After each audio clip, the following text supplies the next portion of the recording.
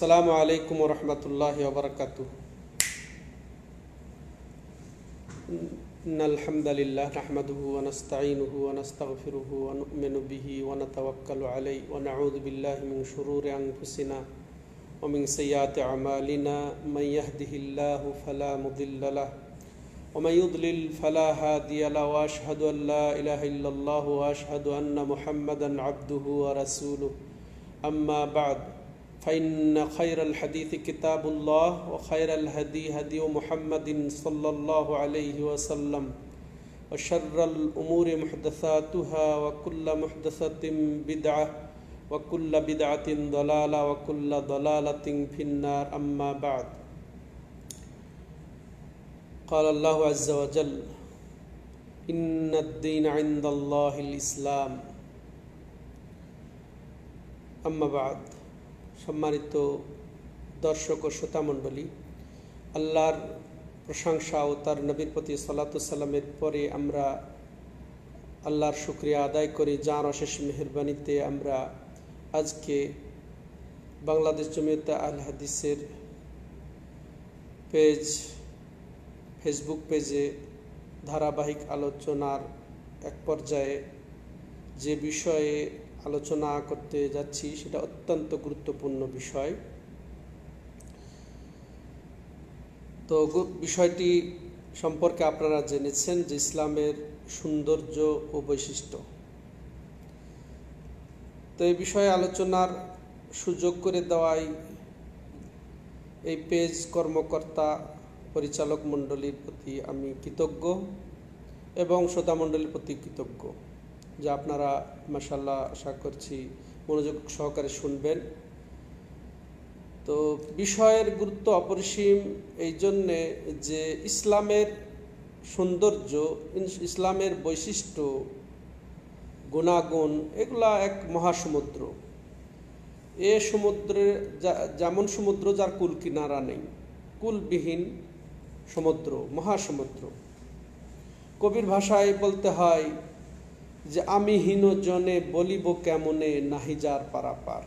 খুব চমৎকার বলেছেন কবি যে আমি এই অধম যার কোনো কিনারা নাই। ইসলামটা পুরাটাই সৌন্দর্য, পুরাটাই বৈশিষ্ট্যমণ্ডিত, পুরাটাই আদর্শ সমৃদ্ধ। এমন কোনো আদর্শ নেই, এমন কোনো মহৎ গুণ নেই যে গুণের উচ্চ পর্যায়ে ইসলাম প্রতিষ্ঠিত করে না বা প্রতিভাত করে না। তো এই জন্যে আমরা এই সংক্ষিপ্ত সময়ে মনোযোগ সহকারে বিষয়টি অনুধাবন করব। প্রথমে আসলে আমরা আজকে মানবতাবাদীদের স্লোগানেরা সোচ্চার যে মানবতা, তারা ধ্বজাধারী। ইসলামে মানবতা বলতে কি বোঝায়? ইসলাম যে মানবতার ধর্ম বলতে ইসলামই হচ্ছে মানবতা বা মানবতাই হচ্ছে ইসলাম, এটা নিয়ে আমি আজকে কথা শুরু করব যে ইসলামের পুরাটাই মানবতা। মানবতাকে এমনভাবে প্রতিষ্ঠিত করেছে ইসলাম যা কল্পনাও করা যায় না, যা অন্য কোনো ধর্মের থেকে আশাও করা যায় না। তো ইসলামের নবীর মেসেজ বা ইসলামের নবীর আহ্বানই ছিল পরিপূর্ণরূপে মানবতার পথে আহ্বান। যে ইসলাম যা কিছু আহ্বান করে বা নবী সাল্লাল্লাহু আলাইহি সাল্লাম যা কিছু আহ্বান করেছেন পুরাটাই মানবতার দিকেই আহ্বান করেছেন। এটা যদি আমরা ইসলামের প্রথম উৎস, ইসলামের যেটা প্রথম উৎস কোরআনের দিকে যদি আমরা একটু লক্ষ্য করি, তো যা আমাদের নিকট চিত্রিত হবে তা হলো যে কোরআনের যে বা ইসলামের নবীর ওপরে কোরআনের যে 5টি আয়াত অবতীর্ণ হয়েছে, এদিকেও যদি আমরা লক্ষ্য করি বুঝব যে মানবতা কত গুরুত্ব দেওয়া হয়েছে ইসলামে। আল্লাহ রাব্বুল আলামিন কিভাবে মানবতাকে গুরুত্ব দিয়েছেন, কারণ এই কোরআন পুরাটাই হচ্ছে মানবতার নির্দেশনা হিসেবে বা মানবতার প্রয়োজনীয়তা কি সেগুলা বা মানবতার সম্পর্কে, মানবতার প্রতি মানবতার সম্পর্কে এই দুটেই এই কোরআনে রয়েছে। সব মানবতাকে নিয়েই কোরআন। যা চিত্রিত হয়েছে পূর্ণ মাত্রায়। আর বলছিলাম যে সর্বপ্রথম কোরআনে এই রসুলের উপরে যা কিছু অবতীর্ণ হয়েছে তার মধ্যে যে 5টি আয়াত, সূরাতুল আলাকে আল্লাহ রাব্বুল আলামিন যে বলেছেন যে ইকরা বিসমি রাব্বিকাল্লাযী খালাক খালাকাল ইনসানা মিন আলাক ইকরা ওয়া রাব্বুকাল আকরাম আল্লাযী আল্লামা বিল কলম আল্লামাল ইনসানা মা লাম ইয়ালাম। এই যে 5টি আয়াত আল্লাহ অবতীর্ণ করেছেন, এই 5টি প্রথম আয়াত, এই 5টি আয়াতের মধ্যে 2বার ইনসান, আচ্ছা মানুষ শব্দটা আল্লাহ রাব্বুল আলামিন উল্লেখ করেছেন। এখানে মানুষকে গুরুত্ব দিয়ে আল্লাহ রাব্বুল আলামিন বলছেন এই মানুষকে, যে নবীকে সম্বোধন করে ইকরা বিসমি রাব্বিকাল্লাযী খালাক, তুমি তোমার সেই রবের নামে তুমি পড়তে বলেছেন, যে তার রবের নামে পড়তে বলেছেন। এরপরে আল্লামাল ইনসান, মানুষকে শিক্ষা দিয়েছেন। মানুষ শব্দটা এখানে 2বার ব্যবহার। এরপরে মানুষের জন্য, মানুষকে কিভাবে আল্লাহ সৃষ্টি করেছেন, সেই বীর্য দিয়ে সৃষ্টি করেছেন, এগুলাই সৃষ্টির রহস্যটাও এখানে আল্লাহ রাব্বুল আলামিন তুলে ধরেছেন, মানুষের মৌলিক বৈশিষ্ট্যের কথা, উপাদানের কথা। তো এবার আসেন যে এখানে আমরা দেখব কোরআনের অবস্থা, যে মানুষকে আল্লাহ রাব্বুল আলামিন যে গুরুত্ব দিয়েছেন তার প্রমাণ হচ্ছে মানুষের আরবি শব্দ হচ্ছে ইনসান। তো ইনসান শব্দটা আল্লাহ রাব্বুল আলামিন কোরআনে ব্যবহার করেছেন 63 বার এই ইনসান শব্দটা কোরআনে প্রয়োগ করেছেন আল্লাহ রাব্বুল আলামিন। যেমন ইয়া আইয়ুহাল ইনসান মা গাররাকা বিরাব্বিকাল কারীম, ওহে মানুষ, তোমাকে তোমার রব সম্পর্কে কে ধোঁকায় ফেলে দিল। তো এইভাবে আবার ইনসান শব্দ যেমন এসেছে, তেমন নাস শব্দটা এসেছে। নাস শব্দটা আল্লাহ রাব্বুল আলামিন কোরআনে আরও বেশি উল্লেখ করেছেন।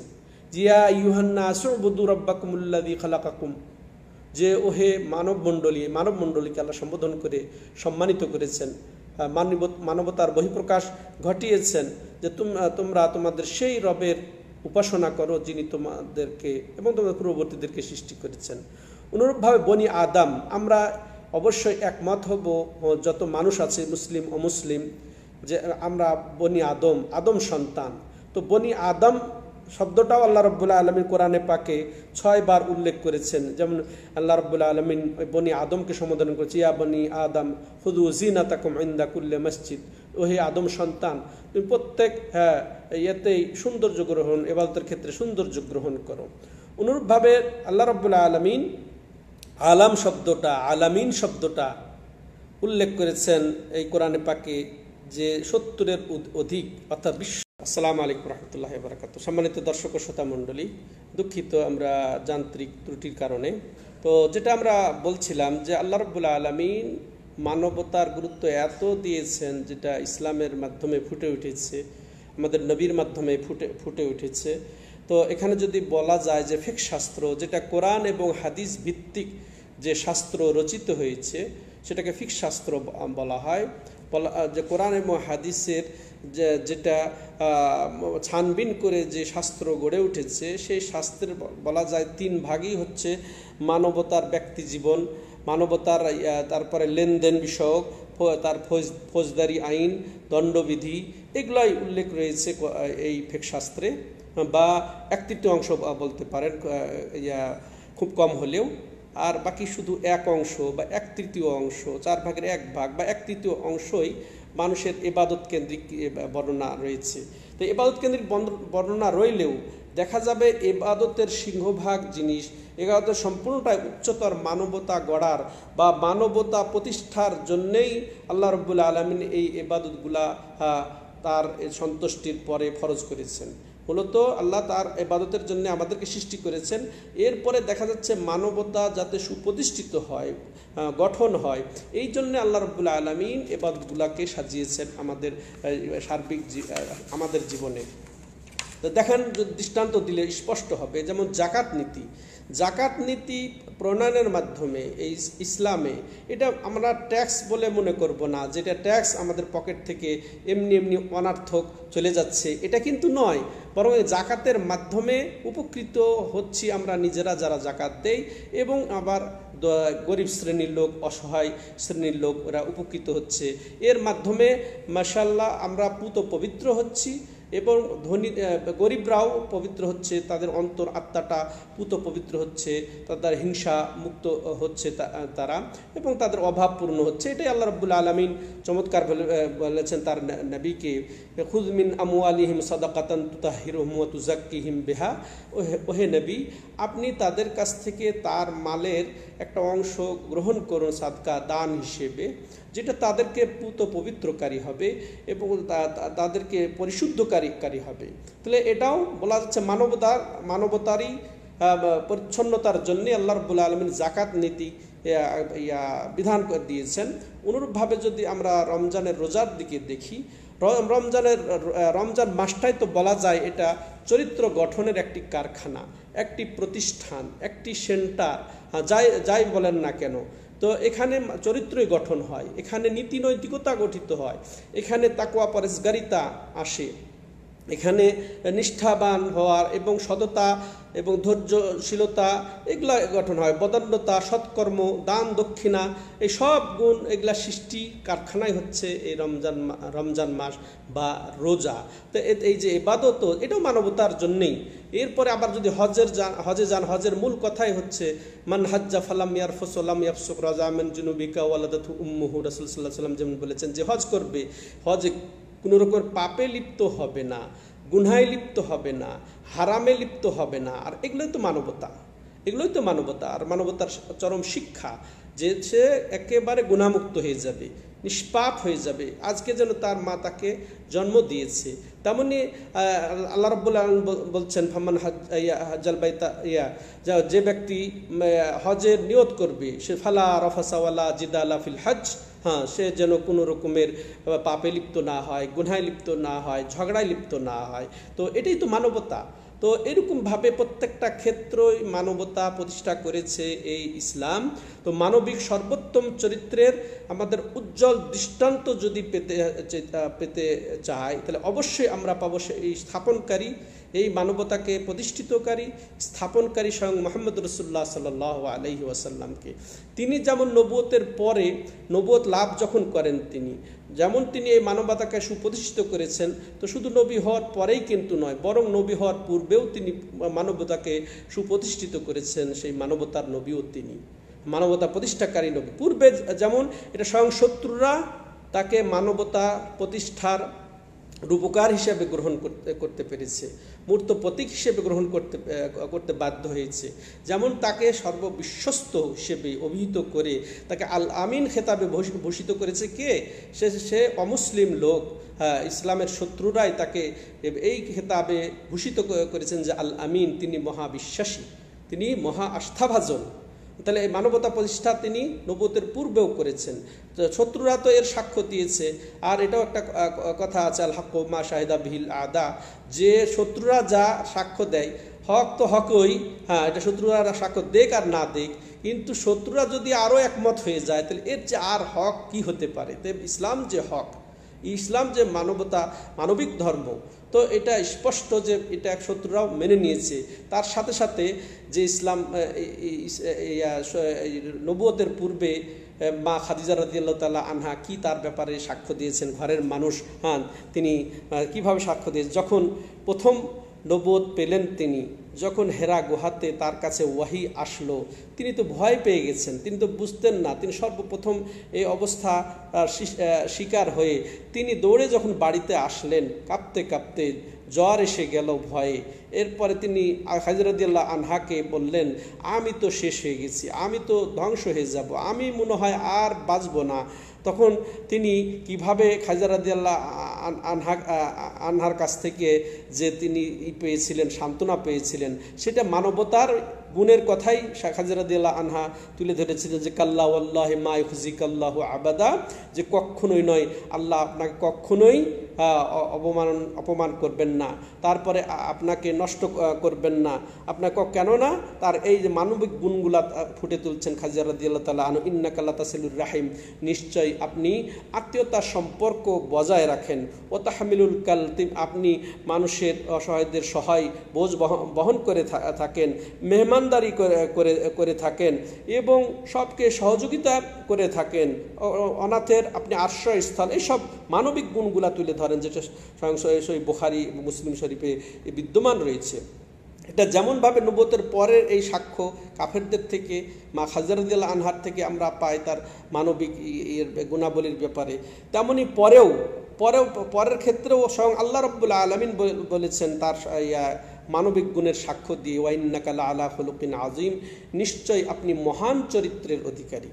তো এটা স্বয়ং আল্লাহ রাব্বুল আলামিন সাক্ষ্য দিচ্ছেন যে মহান চরিত্র, এর উপরে আর চরিত্র হতে পারে না।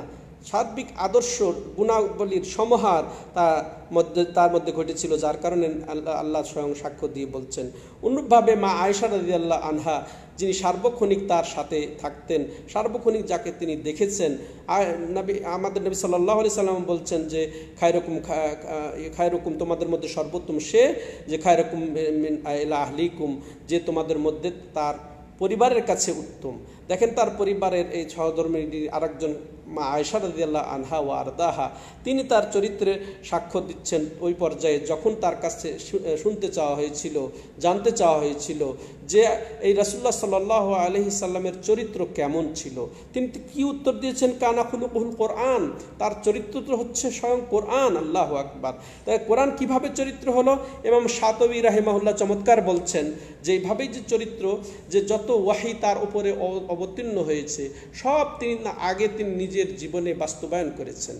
যত ওয়াহির শিক্ষা তিনি নিজে গ্রহণ করেছেন এবং সে অনুযায়ী তিনি আমল করেছেন এবং সেটাই তিনি ব্যক্ত করেছেন।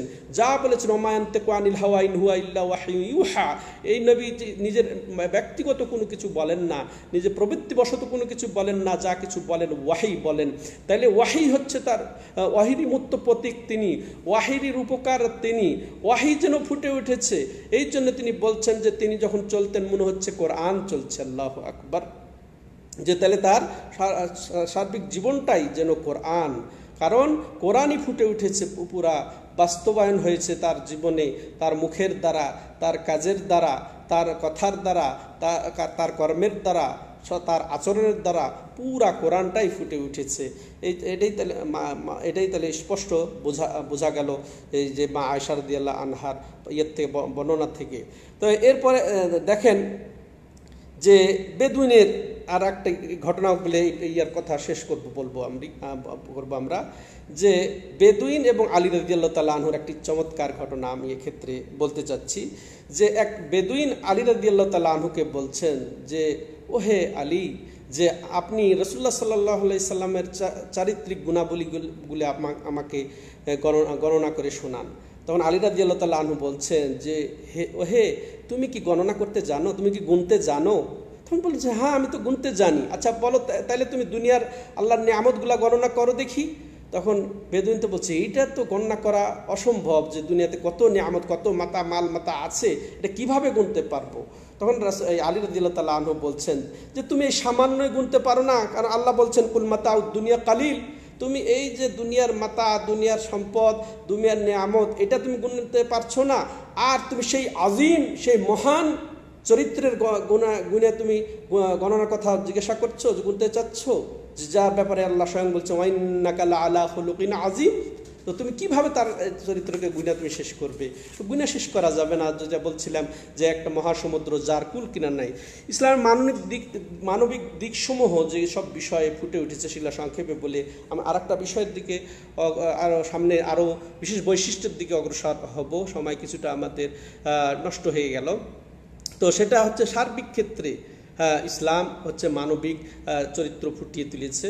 তো সেখানে প্রথমে যদি আমরা বলতে যাই, যারা দুর্বল, যারা অনুগত, অধীনস্থ, যেমন সেবক, চাকর, তারপরে দাস দাসী, এদের ক্ষেত্রে নবী সাল্লাল্লাহু আলাইহি সাল্লামের কি মানবিকতা ফুটে উঠেছে সেটা স্বয়ং সাক্ষ্য দিচ্ছেন আনাস রাদিয়াল্লাহু তাআলা আনহু। তিনি বলছেন যে আমি এই মহান রাসূল সাল্লাল্লাহু আলাইহি সাল্লামের 10 বছরের খেদমত করার সুযোগ হয়েছে।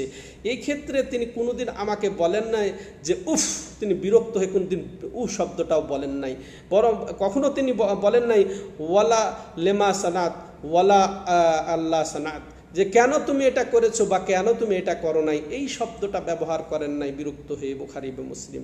তেমনি মা আয়েশা রাদিয়াল্লাহু আনহা বলছেন, মা দারাবা রাসূলুল্লাহ সাল্লাল্লাহু আলাইহি সাল্লাম শাইআন কাত্তু বিয়াদিহি ওয়ালা ইমরাতান ওয়ালা খাদিমা। আল্লাহু আকবার। সে ঘরের লোক কিভাবে সাক্ষ্য দিচ্ছেন যে রাসূলুল্লাহ সাল্লাল্লাহু আলাইহি সাল্লাম কোনো কিছুকে কখনো তিনি মারেন নাই।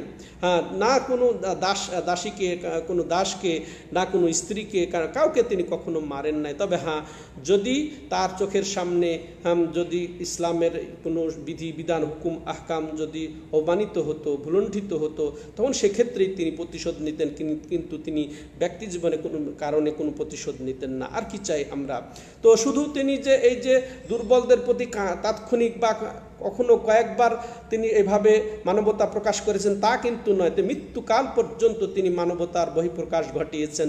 যেমন তার মৃত্যু সজ্জার হাদিস, যেমন রাসূলুল্লাহ সাল্লাল্লাহু আলাইহি ওয়াসাল্লাম আসসালা ওয়া মা মালাকাত আইমানুকুম, নামাজের তোমরা যত্নবান হও, অনুরূপভাবে তোমাদের অধীনস্থ দাস দাসী যারা আছে তাদের ব্যাপারেও তোমরা সচেতন হও। তাহলে মৃত্যুকাল পর্যন্ত তিনি মানবতাকে তিনি খুব দৃঢ়ভাবে বাস্তবায়ন করেছেন। সম্মানিত দর্শক ও শ্রোতা মণ্ডলী, এমনকি দ্বিতীয় যেটা পর্যায়ে শিশুদের ক্ষেত্রেও তার মানবতার বহিঃপ্রকাশ। তিনি এক মজলিসে হাসান হোসেন রাদিয়াল্লাহু তাআলা আনহুকে চুম্বন দিলেন। তো ওই মজলিস ছিলেন হাফিজ ইবনে আকরা। তিনি বলছেন, আমার 10 জন সন্তান, আমি কোনো দিন চুম্বন দেই নেই। তখন তিনি কি বলেছেন, মাল্লাম ইয়ারহাম মাল্লা ইয়ারহাম লা ইউরহাম, যে দয়া করতে জানে না তাকে দয়া করা হয় না। এই তো তার মানবতার নজির। যেমন বন্দীদের সাথে ছিল তার মানবতার সেই উত্তম নজির, তেমনি নারীদের সাথে তার উত্তম নজির। অথচ তিনি নারীদের ব্যাপারে বলছেন, ইস্তাসু বিন নিসাই খায়রা, যে তোমরা নারীদের সাথে উত্তম ব্যবহার করো। তেমনি তিনি বয়স্ক বৃদ্ধদের সাথেও তিনি ছিলেন মানবতার উচ্চ শিখরে। তিনি কাফেরদের সাথেও মানবতার চরম উচ্চ নজির রেখেছেন, যেটা আর কেউ রাখতে পারে নাই। কাফের মুশরিকদের ক্ষেত্রে তিনি যখন বদদোয়ার হলেন, যে কেন তা আমরা বদদোয়া করি না, যে কাফের মুশরিকরা আপনার প্রতি চরমভাবে নির্যাতন করছে, বদদোয়া করুন। তিনি এটাই তো বলেছেন, নিলাম উবাসুল্লাহ আনান ওয়া ইন্নামা বইস্তু রাহমাতান, যে আমি লানতকারী, অভিশাপ দানকারী হিসেবে প্রেরিত হই নাই, বরং আমি রহমত স্বরূপ প্রেরিত হয়েছি। তেমনইভাবে তিনি অপরাধ ভুলকারী তাদের ক্ষেত্রেও তিনি কিভাবে মানবতার বহিঃপ্রকাশ ঘটিয়েছেন, যেটা মসজিদে এসে জনক বেদুইন যে পেশাব করলো, তাকে মারার জন্য সাহাবা কেরাম বা শাস্তি দেওয়ার জন্য উদ্যত হলেন, কিন্তু তিনি বলছেন, না, ছেড়ে দাও, হ্যাঁ তাকে ছেড়ে দাও, বরং তাকে পেশাবটা পুরাপুরি করতে দাও। এইভাবে জীব জানোয়ারের ক্ষেত্রেও তিনি ছিলেন মহান সেই চরিত্রের অধিকারী এবং মানবতাকে স্পষ্ট করে দিয়েছেন। এইভাবে কোনো দিক তার না এমন নাই যে তিনি মানবতাকে সুন্দরভাবে প্রস্ফুটিত করেছেন। সম্মানিত দর্শক ও শ্রোতা মণ্ডলী, তো এখন আসেন, ইসলামটা যেমন মানবতার ধর্ম, তেমনি ইসলাম হচ্ছে উদার ও মহানুভবতার ধর্ম। ইসলামে রয়েছে ক্ষমা, ইসলামে রয়েছে সহনশীলতা, ইসলাম সহজ পন্থা গ্রহণ করে, সরলতার দিকে আহ্বান করে এবং ইসলাম সহজটাকে গ্রহণ করে। হ্যাঁ, এই সব নীতিতে ইসলাম হচ্ছে শীর্ষে।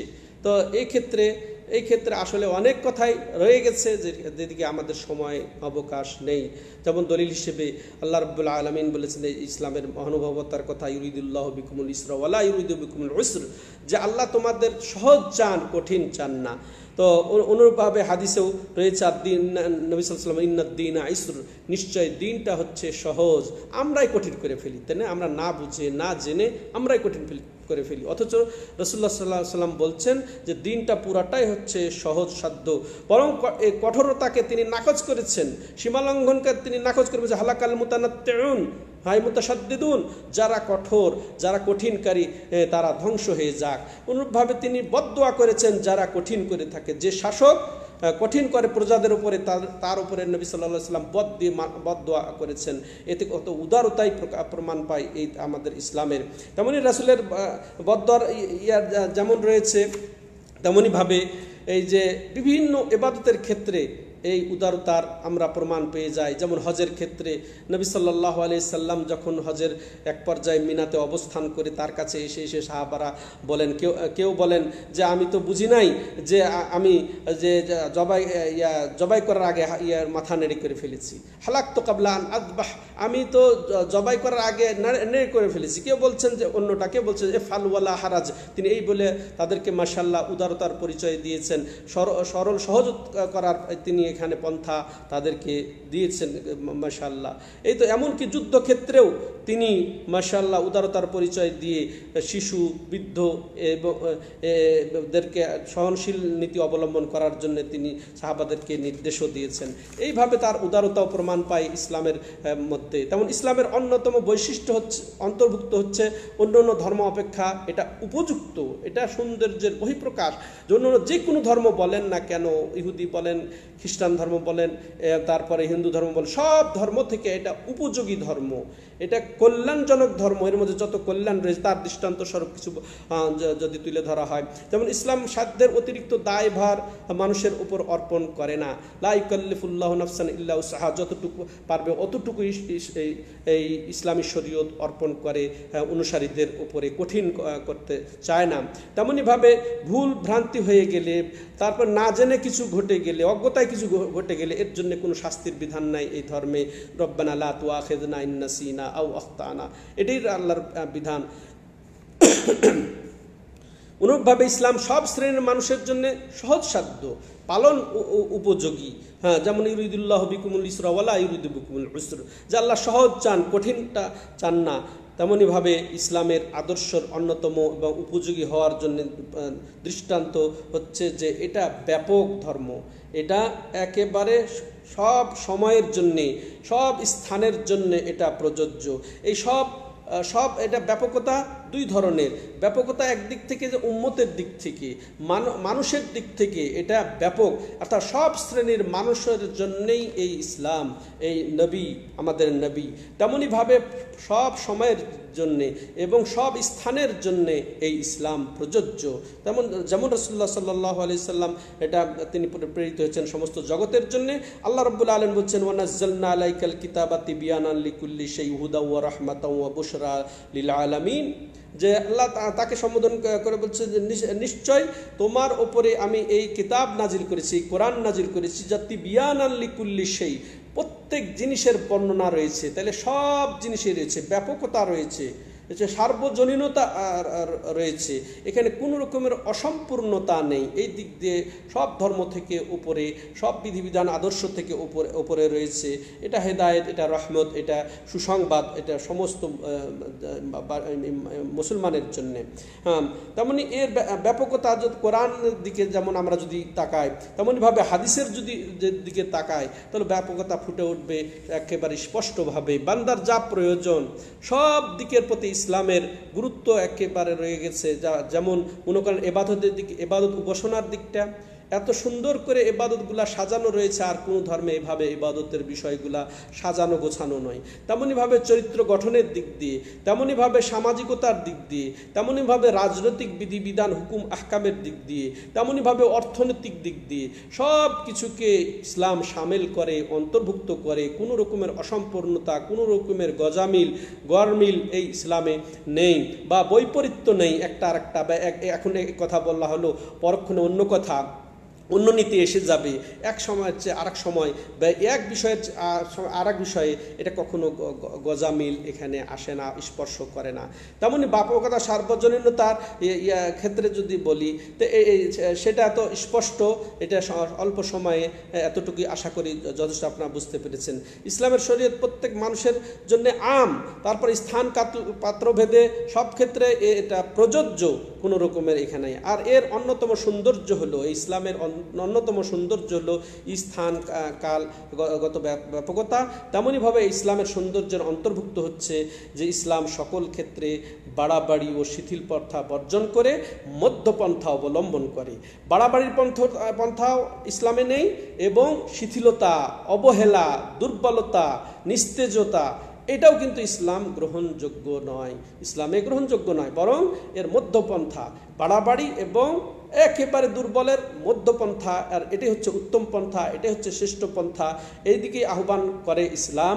যেমন আল্লাহ রাব্বুল আলামিন শিক্ষা দিয়েছেন, রব্বানা আতিনা ফিদ দুনিয়া হাসানা ওয়া ফিল আখিরাতি হাসানা ওয়া কিনা আযাবান্নার। হে আল্লাহ, আমাদেরকে তুমি দুনিয়ার যাবতীয় কল্যাণ দান করো, হে আল্লাহ তুমি আমাদের আখিরাতের কল্যাণ দান করো, জাহান্নামের আগুন থেকে রক্ষা করো। তাহলে এখানে ব্যালেন্স রক্ষা করা হয়েছে, এখানে একটা সমতা রক্ষা করা হয়েছে। এক শ্রেণীর লোক আছে যে শুধু দুনিয়া বিভোর, একেবারে দুনিয়াতে একেবারে মত্ত হয়ে গেছে। হ্যাঁ, এটা যেমন ইসলামে নেই, তেমনইভাবে একেবারে বৈরাগী সে যে শুধু আল্লাহ বিল্লাহ করবে, শুধু দোয়া জিকিরে মত্ত থাকবে, যে সে জীবিকা নির্বাহের জন্য কিছু উপায় অবলম্বন করবে না, এটাও ইসলাম বলে নাই। অতএব দুইটার সমতা, হ্যাঁ, মধ্যপন্থা ইসলাম দিয়েছে এই মানবতাকে, সম্মানিত দর্শক ও শ্রোতা মণ্ডলী। আর এটা হচ্ছে উত্তম পন্থা। এই বাড়াবাড়ির মাধ্যমে এসে গেছে অনেক কিছু, এই যা আমি একটু পরে বলতে চাচ্ছি। বাড়াবাড়ি এবং সীমালঙ্ঘনের দ্বারা কত ক্ষতি হয়েছে এই মানবতার, হ্যাঁ, সেটা ইনশাল্লাহ শেষে সুযোগ পেলে বলে আমরা আলোচনা শেষ করতে চাইব। আরও ইসলামের কতিপয় বৈশিষ্ট্যের কথা এমনভাবে আপনাদের সামনে তুলে ধরার যে ইচ্ছে ছিল, যেটা একটু স্পষ্ট হতো। তো তার মধ্যে কতিপয় আবারও কিছু বলে শেষ করতে চাই। যে ইসলামের আসলে বলছিলাম যে পুরা এটা ওইটাই কথা বলা হয় যে আমি হীনজনে বলিব কেমনে নাহি যার পারাপার, আমি এই অধম, এই যার কুল কিনারা নেই, যে সৌন্দর্যের যে বৈশিষ্ট্যের, এটা কতটুকু বলে আপনাদেরকে আমি একটু তুষ্ট করতে পারবো। আসলে এটা বলার ধৃষ্টতায় আমার যে এই মহাসমুদ্রের কিছু আপনাদের সাথে তুলে ধরা যে কত কষ্টকর, সেটা আসলে বাস্তবতায় বলে দেয়। তো বলছিলাম যে এর সৌন্দর্যের অন্যতম সৌন্দর্য বা বৈশিষ্ট্য হচ্ছে যে আকিদাগত সৌন্দর্য বা ইসলামী ধর্ম বা ধর্মমত সৌন্দর্য। ধর্মমতের সৌন্দর্য এর মধ্যে যা রয়েছে তা অন্য কোনো ধর্মের মধ্যে নেই। এর বাস্তবতা তাই যে দুনিয়ার মধ্যে ইসলামই সর্বাধিক যে কবুলের যে যত ধর্ম আছে, সবচেয়ে মানুষ কোন ধর্ম বেশি কবুল করে, এটা বাস্তবতা সাক্ষী। ইহুদি ধর্মে কি মানুষ গ্রহণ করে, এটা শোনাই যায় না। হ্যাঁ, খ্রিস্টান ধর্ম, তারপর তারা যুদ্ধ জাহাদ করে বাধ্য করে বা তাদেরকে প্রলোভন দিয়ে কিছু করে। তারপর হিন্দু ধর্ম অনুরূপভাবে। কিন্তু তার চেয়ে সবচেয়ে বেশি যেটা কবুলযোগ্য ধর্ম সেটা হচ্ছে ইসলাম। এটাই প্রমাণ যে ইসলাম হচ্ছে সহজ সাধ্য ধর্ম, উপযোগী ধর্ম।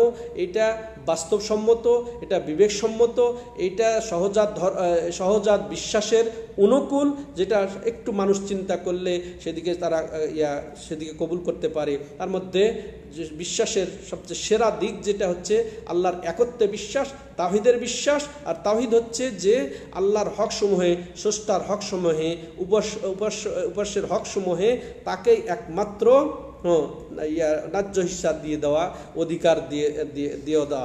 আর এখানে স্পষ্ট বোঝা যায়, এটা দেখেন এখানে বিবেকেও ধরে, যুক্তিতেও ধরে, যে যেমন আজকাল মনে করেন আমেরিকার নির্বাচনকে নিয়ে সারা বিশ্বে একটা ছিল, আগ্রহ ছিল।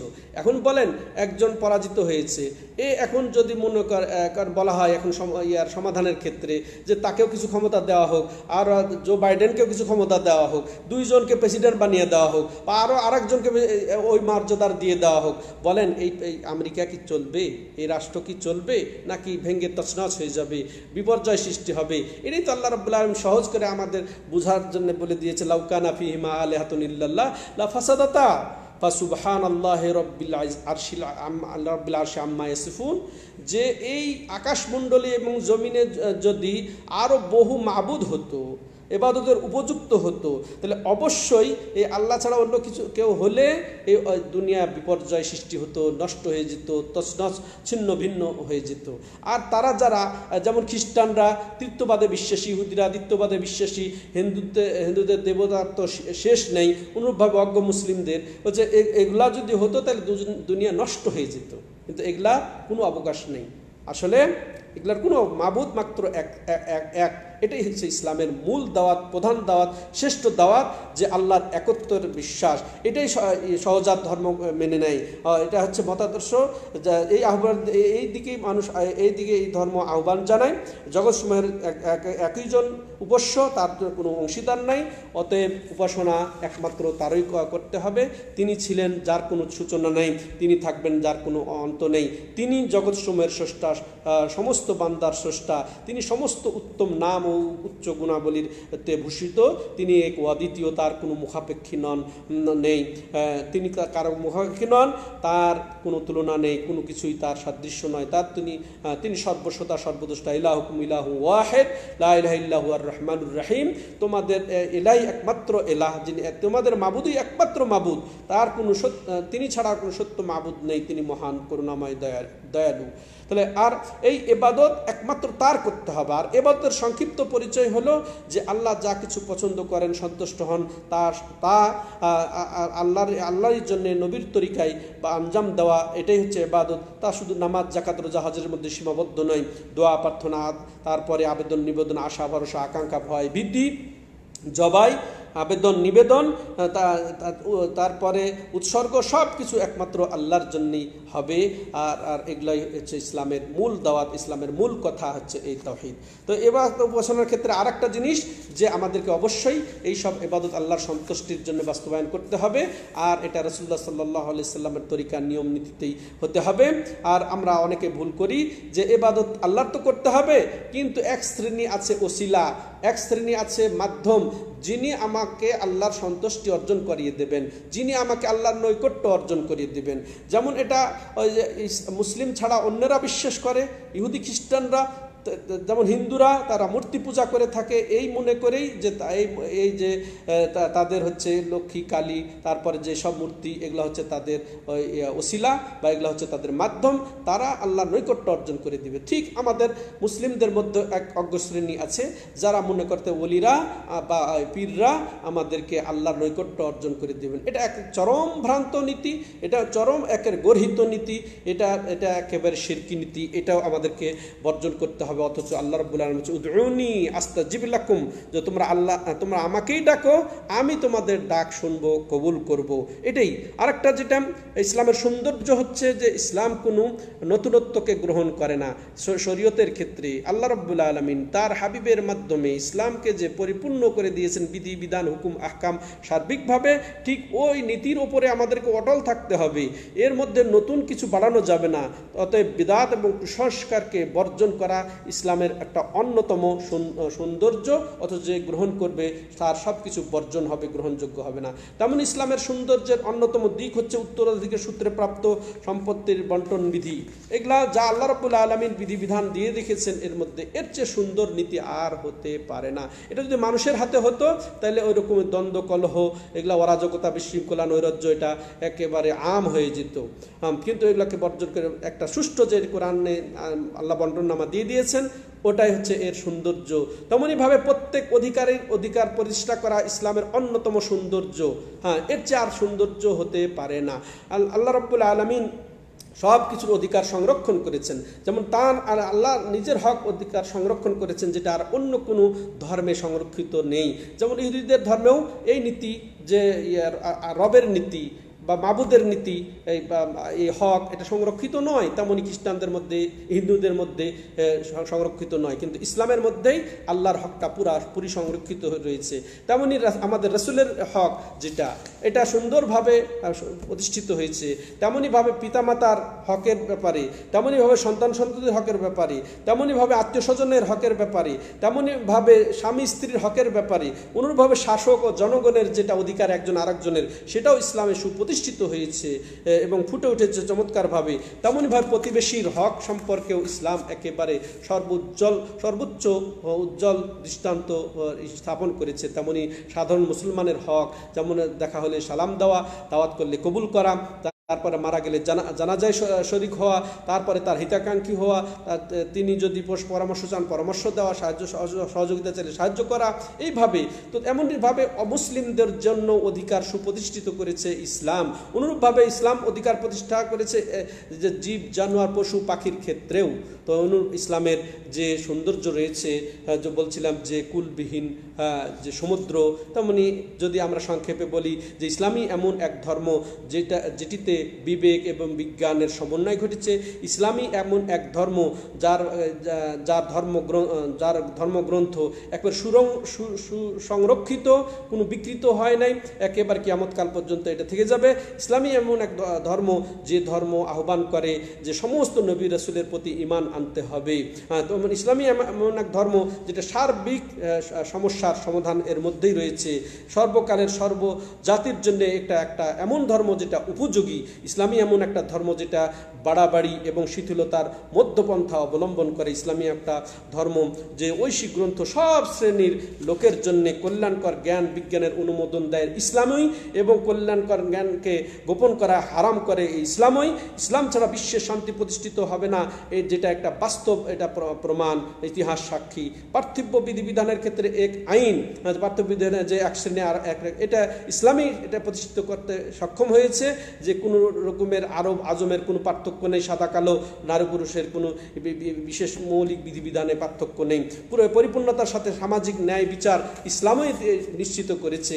শাসকদের স্বেচ্ছাচারিতা ও একনায়কতন্ত্র বর্জন করে ইসলাম শুরা বা পরামর্শ নীতি প্রতিষ্ঠিত করেছে। সত্যদের সাথেও ইসলাম ন্যায়পরায়ণতার নীতি বাস্তবায়ন করে। নারী সমাজকে তাদের শোচনীয় অবস্থা থেকে উদ্ধার করে মুক্ত করে নারীকে তার আসল সম্মান, উচ্চ সম্মান, মাতৃত্ব, তারপরে অর্ধাঙ্গিনী এবং কন্যার পর্যায়ে নিয়ে এসেছে। নারীদের সম্মান মাতৃত্বে, যে তিনি নবী মুহাম্মদ রাসূলুল্লাহ সাল্লাল্লাহু আলাইহি ওয়াসাল্লামের মা, তিনি খলিফা আবু বকরের মা, তার খলিফা আবু বকরের স্ত্রী, এইভাবে তার সম্মান বাড়িয়ে দিচ্ছে ইসলামই। যে ইসলাম সেই বর্বর যুগে যে নারীর যে অবস্থা ছিল সে থেকে উদ্ধার করেছে এই ইসলামই। তেমনইভাবে সাদা কালোর কোনো ভেদাভেদ এটাকে উচ্ছেদ করেছে এই ইসলামই। এই ইসলামের যে অনেকগুলা দিক, তার মধ্যে অন্যতম যে ইসলামের বিধিবিধানের সাথে বর্তমান চিকিৎসা অবশ্যই একমত হতে বাধ্য যে ওযুর দ্বারা কী উপকার, নামাজে কী উপকার, তারপরে রোজাতে কী উপকার, এগুলা বর্তমান বিজ্ঞান এগুলা মানতে বাধ্য। তেমন ধনীদের সম্পদের একটা নির্ধারিত অংশ ইসলামই নির্ধারণ করে মাশাআল্লাহ সমতা এখানে করেছেন, ফুটিয়ে তুলেছেন। তারপর সৃষ্টি জীবের অনুগ্রহ, মানুষের যেমন জানের হেফাজত, মানের হেফাজত, সম্পদের হেফাজত, বংশের হেফাজত, স্বাস্থ্যের হেফাজত নিশ্চিত করেছে ইসলাম, যা অন্য কোনো ধর্ম নিশ্চিত করতে পারে নাই। ইসলামের ধর্মগ্রন্থ এটা একটা অপূর্ব, একেবারে এটা এক আজব, একটা অলৌকিক গ্রন্থ, যার মধ্যে কোনো রকমের রদবদলের কোনো সুযোগ নেই, হবেও না, হয়ওনি। তো এগুলা এরকমভাবে ইসলামের সৌন্দর্যটা এমন নিখুঁত, বিশুদ্ধ, সবিরুদ্ধাহীন, অবিকৃত, যেটা আসলে বলে শেষ করা যাবে না। ইসলামের নবীর ব্যাপারেও তা বলে শেষ করা যাবে না। মূলত আল্লাহ যার সাক্ষী তার জন্য যথেষ্ট। এগুলা ইতিপূর্বে কিছু বলা হলো। শেষ কথা এটাই যে এমনকি ইসলাম, কোরআন, হাদিসে এগুলা সম্পর্কে তো আছেই বলবে, কিন্তু এমনকি ইসলামের শত্রুরা পর্যন্ত সাক্ষ্য দিতে বাধ্য ইসলাম সম্পর্কে এবং নবী সম্পর্কে। তার মধ্যে দু একটি সাক্ষ্যের কথা বলে শেষ করব। যেমন সে ইংরেজ পণ্ডিত, আসলে এদের সাক্ষ্যের প্রয়োজন ছিল না, কিন্তু এই প্রয়োজন এই জন্যেই যে এদের কথা দ্বারা এদের যারা অনুসারী গোড়ামি বশত এরা সত্য জেনে, ইসলামকে সত্য জেনেও, মুহাম্মদ সাল্লাল্লাহু আলাইহি ওয়াসাল্লামকে আদর্শ জানার পরেও তারা যেহেতু গ্রহণ করে না, তো তাদেরই সে মহামনীষীরা কি বলেছে এটা তাদেরই বিরুদ্ধে এটা প্রমাণ দাঁড় করানোর জন্যে বিখ্যাত ইংরেজ পণ্ডিত জর্জ বার্নার্ড শো এভাবে মন্তব্য করেছেন, প্রকৃত জ্ঞানী ব্যক্তি স্বভাবত ইসলামের দিকে ধাবিত হয়ে থাকে। দেখেন, প্রকৃত যারা জ্ঞানী এবং যারা স্বাভাবিক জ্ঞানে রয়েছে, তারা ইসলামের দিকে এমনি ধাবিত হয়। সেটাই বাস্তব ঘটছে আজকে বিশ্বজাহানে। কেননা ইসলামই একক ধর্ম যা ইহকাল ও পরকালের সাথে সমন্বয় সৃষ্টি করে। দেখেন কত চমৎকার, জর্জ বার্নার্ড এটা বলছে যে দুনিয়া এবং আখিরাতের সমন্বয় একমাত্র ইসলামেই রয়েছে। তেমনি মহাত্মা গান্ধী যে তার ইয়াং ইন্ডিয়া বইতে লেখেন, যে কোনো সময়ের চেয়ে আমি বেশি নিশ্চিত যে ইসলাম তরবারির মাধ্যমে মানুষের জীবন ধারণ পদ্ধতিতে স্থান করে নেয়নি, যেটা অনেকের ধারণা। ইসলামের প্রসারের কারণ হিসেবে কাজ করছে নবীর দৃঢ় সরলতা, নিজেকে একেবারে সহজ করা, মূল্যহীন প্রতিভাত করা, ভবিষ্যতের ব্যাপারে সতর্ক ভাবনা, বন্ধু অনুসারীদের জন্য নিজেকে চরমভাবে উৎসর্গিত করা, তার অটল সাহস, ভয়হীনতা, ঈশ্বর এবং অর্থাৎ আল্লাহ এবং তার ওপর অর্পিত দায়িত্বের অসীম বিশ্বাস, এ সবই মুসলমানদেরকে সকল বাধা বিপত্তি কাটিয়ে উঠতে সাহায্য করেছে। মিস্টার গান্ধী আরও বলেন, আমি যেমন ইসলাম সম্পর্কে গবেষণা করেছি, হিন্দুরা যেন অনুরূপ ইসলাম সম্পর্কে গবেষণা করে, তবে তারা ইসলামের মর্যাদা দেবে যেমন আমি মর্যাদা দিই। হ্যাঁ, হিন্দুদের প্রতি উদাত্ত আহ্বান যে তার আপনারা পরামর্শটা গ্রহণ করতে পারেন। এবার তৃতীয় আরেকজনের কথা বলে শেষ করি। ভারতের বেনারস হিন্দু বিশ্ববিদ্যালয়ের অধ্যাপক রাজেন্দ্র নারায়ণ লাল 1998 সালে তিনি একটি গ্রন্থ রচনা করেন, যার তিনি নামকরণই করেন কি শুনবেন, হিন্দি বইয়ের নামই তিনি করেছেন যে ইসলাম এক শুদ্ধ ঈশ্বরী জীবন ব্যবস্থা, অর্থাৎ ইসলাম আল্লাহ প্রদত্ত ধর্ম। দেখেছেন, সে ওই যে আল হক বেমা শাহেদা বিহিল আদা, যে হক কখনো এটাও হয় যে যা শত্রুরা সাক্ষ্য দেয়, সে অমুসলিম হয়েও এই সাক্ষ্যটা দিচ্ছে। তো শেষ কথা, উদাত্ত আহ্বান জানাই অমুসলিমদেরকে যে আপনারা ভালো করে গবেষণা করেন, আপনারা স্বাভাবিক ভাবে চিন্তা ভাবনা করে দেখবেন যে ইসলামকে আপনি সর্বাপেক্ষা মাশাআল্লাহ শ্রেষ্ঠ পাবেন এবং শ্রেষ্ঠ জীবন ব্যবস্থা হিসেবে পাবেন। এবং মুসলমানদেরকে আহ্বান করব এর উপরে দৃঢ়ভাবে, বিশেষ করে হিন্দু ভাইদের প্রতি আহ্বান জানাই যে আপনারা এদিক ওদিক করে চিন্তা ভাবনা না করে, যেটা হক ধর্ম, সত্য ধর্ম, বাস্তবসম্মত ধর্ম, তারপরে স্বভাবজাত যেটা চিন্তা চেতনার ধর্ম, সেদিকে আপনারা অগ্রসর হন। বিশেষ করে আমরা আমাদের মুসলিম ভাইদেরকে বলবো, ইসলাম হচ্ছে সহনশীলতার ধর্ম, ইসলাম হচ্ছে উদার ধর্ম, ইসলাম বাড়াবাড়ি মুক্ত ধর্ম, ইসলাম হচ্ছে শিথিলতা মুক্ত ধর্ম। মধ্যপন্থা আমরা অবলম্বন করলে আমরা মাশাআল্লাহ যে আহলুস সুন্নাত ওয়াল জামাতে অন্তর্ভুক্ত হতে পারবো। মধ্যপন্থা অবলম্বন করলে আমরা আহলুল হাদিস হব। মধ্যপন্থা অবলম্বন করলে এটা সাহাবাদের নীতি, সেই নীতিতেই আমরা একত্রিত হতে পারবো। পক্ষান্তরে যারা উদারতাকে বর্জন করে, মধ্যপন্থাকে বর্জন করে বাড়াবাড়ি নীতি অবলম্বন করবে, আর এটাই সাক্ষ্য যে এই দুনিয়ার বুকে সর্বপ্রথম যে বিভ্রান্তি, যে শিরক কুফরি সৃষ্টি হয়, সেটার কিসের মাধ্যমে? এই বাড়াবাড়ির মাধ্যমে। কিসের ক্ষেত্রে বাড়াবাড়ির মাধ্যমে? যে এই অলি আউলিয়া পীরদের যে অতি ভক্তি বা সম্মানে বাড়াবাড়িকে কেন্দ্র করেই কিন্তু এই দুনিয়ার বুকে সর্বপ্রথম শিরক কুফরির সূচনা হয়। ঠিক এই বাড়াবাড়ির সূত্র ধরে আজকেও যে অমুসলিমরা তো রয়েছে, হিন্দুরা তো রয়েছে, ঠিক আমাদের ইসলামের নামে অনেক শ্রেণী রয়েছে যারা এই বাড়াবাড়িতে বিশ্বাসী, যে পীরদের ক্ষেত্রে, ওলিদের ক্ষেত্রে, যার কারণে আজকে এইভাবে সুবিবাদের অবস্থান। এটা আমরা বাড়াবাড়ি ছেড়ে দিব। ঠিক এই বাড়াবাড়িকে কেন্দ্র করে বের হয়েছে খারিজি সম্প্রদায়, তারপরে রাফেজি সম্প্রদায়, এটা আমাদেরকে বাদ দিতে হবে। তেমনি বর্তমানে এই খারিজিদেরই এক ঝলক, যে বাড়াবাড়িকে কেন্দ্র করে ইসলামের নামে, যে ইসলাম প্রতিষ্ঠা করার নামে দুই দল বিভক্ত এক শ্রেণী আছে, জঙ্গিবাদ বা চরমপন্থা প্রতিষ্ঠিত করে যে মেরে কেটে ইসলাম প্রতিষ্ঠা করবে, এই একটা শ্রেণী রয়েছে। আর একটা হচ্ছে ক্ষমতা যাওয়ার একটা চিন্তা চেতনায় বিভোর হয়ে তারা একটা বাড়াবাড়ি নিয়েছে, যে একই পন্থা অবলম্বন করা, চরমপন্থা, যে ক্ষমতার পন্থা। আর এক শ্রেণী আছে যে একেবারে শক্তি প্রয়োগের পন্থা, যে উগ্রবাদী পন্থা, চরমপন্থা, জঙ্গিবাদী পন্থা, জেহাদের নামে জেহাদকে কুলুষিত করে সেই চরমপন্থা অবলম্বন করে, বাড়াবাড়ি নীতি অবলম্বন করে এই ইসলামকে একেবারে কুলুষিত করেছে। এটাও বাদ দিতে হবে। আর এক শ্রেণী আছে একেবারে জিকির এবং ফজিলত এগুলা নিয়ে ব্যস্ত, আর মধ্যপন্থার দিকে তারা অগ্রসর হয় না। এটাও বর্জন করতে হবে। ওটাও বর্জন করে আমাদেরকে মধ্যপন্থা অগ্রসর হলেই আমরা সাহাবাদের পন্থাটা পাবো, রাসূলুল্লাহ সাল্লাল্লাহু আলাইহি ওয়াসাল্লামের রেখে যাওয়া প্ল্যাটফর্ম পাবো। আল্লাহর কাছে দোয়া, আল্লাহ যেন আমাদেরকে এইভাবে সুন্দর ইসলাম বুঝে এটাকে আঁকড়ে ধরার তৌফিক দান করেন, আর বাড়াবাড়ি এবং শিথিলতাকে বর্জন করে মধ্যম পন্থার উপরে স্থায়ী থাকার তৌফিক দান করেন। হাদা হুয়া সাল্লাল্লাহু আলা নবিনা মুহাম্মদ وأقول قولي هذا أستغفر الله لي ولكم ولسائر المسلمين وصلى الله على نبينا محمد سبحانك اللهم وبحمدك أشهد أن لا إله إلا أنت أستغفرك وأتوب إليك.